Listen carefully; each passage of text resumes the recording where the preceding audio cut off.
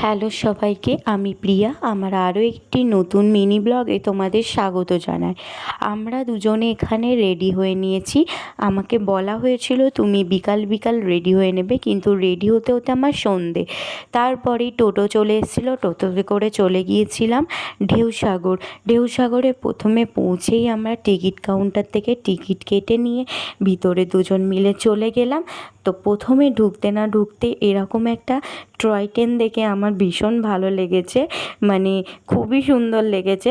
তারপরে আমরা একটু খাওয়া দাওয়া করার জন্য নিয়েছিলাম chicken spring roll, chicken hot dog আর চিকেন বার্গার।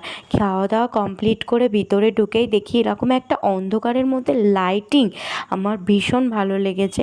তারপর নিয়েছিলাম একটু মোমো, আর তারপরে নিয়েছিলাম একটু ছোলা মটরের চাট, মানে ওই চানা যেটাকে বলে আর কি। তারপরে আমরা নিয়ে খেয়ে দিয়ে চলে গিয়েছিলাম একটু সমুদ্রের পাড়ে। এরকম অন্ধকারে ঢেউ, সাথে ঠান্ডা হাওয়া। আর আমরা তো গিয়েছিলাম যখন হালকা বৃষ্টিও হচ্ছিল।